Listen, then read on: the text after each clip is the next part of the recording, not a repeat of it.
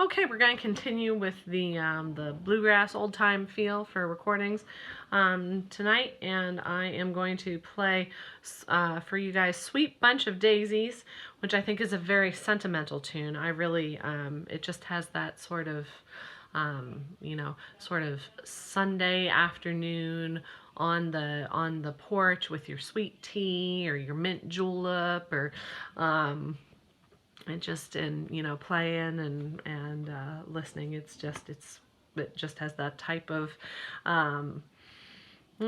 feel to it. This I just noticed this has been recorded by Kenny Baker. I just did the Jerusalem Ridge for you guys. So look at here. Here's another truly like Kenny Baker tune. If you were looking for tunes that he has played and recorded, but this is a traditional tune. It wasn't written by anybody, but there you go. That's kind of a fun fact. Sweet. This version I'm doing is in the key of C major, and it's a nice waltz. This is always good to do at the waltz moment at a contra dance. It's very it's just a pretty tune, really. I always get lots of whenever I perform this tune, I get lots of compliments, and it seems like people really enjoy the melody of this one. So here's "Sweet Bunch of Daisies." I will play it 2 times through, and it's a waltz, so we're not going to go very quickly.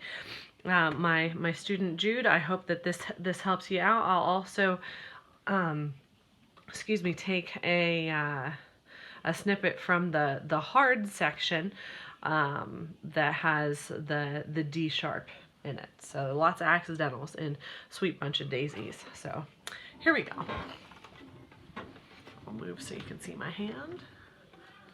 Maybe not. Okay.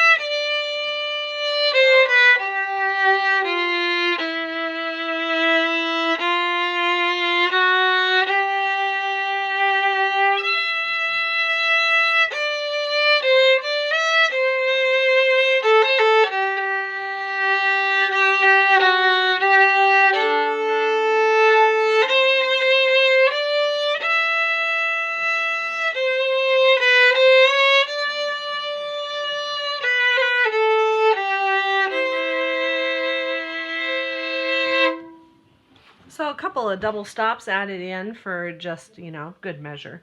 The second time through the tune, you don't have to do that.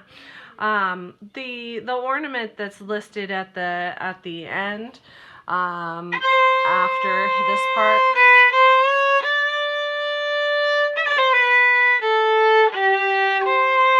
is truly it's it's a grace note that's basically going down the scale. So you would start with your pinky. Sorry.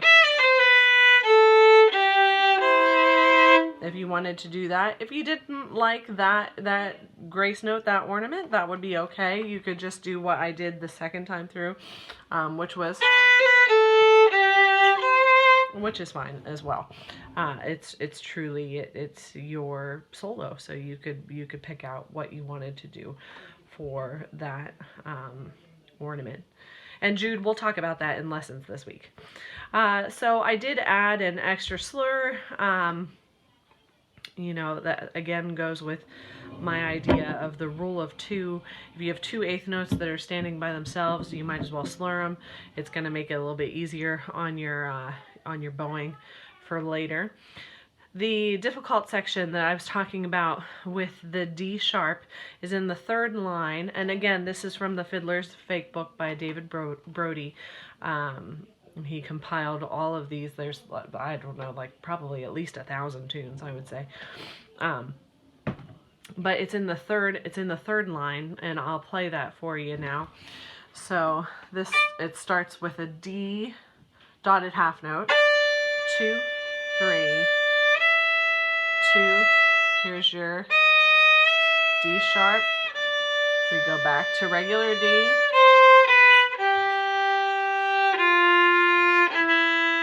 It's just a little bit tricky because it's got some different rhythms and all sorts of things. We'll do it again.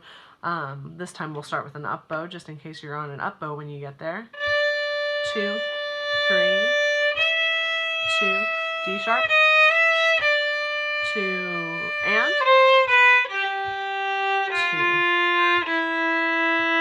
Okay, so I'll play it one more time for you just so that you're listening to that tricky melody, and then I'll get into it from the return of the melody that was in line 2. It's the 1, 2, 3, 4, 5, 6, 7, the 8th measure of the song. So this is an interesting waltz because there truly isn't. It's just one part. It's not an A part or a B part. You can obviously hear that there's some differing, you know, statements of themes in there, which is kind of neat. But it's not a distinctive A part and B part like you'll have in a lot of both old time and bluegrass and even Celtic tunes. So here's that tricky part again with the D. So this is in the third line. 2, 3, 2, 2, and. Okay, so that should help with that. And then here's from the second phrase of the whole tune. So from here, 2, 3, 2, 2, 3.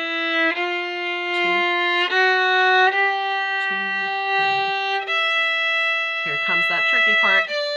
2, 3, 2, 2, and.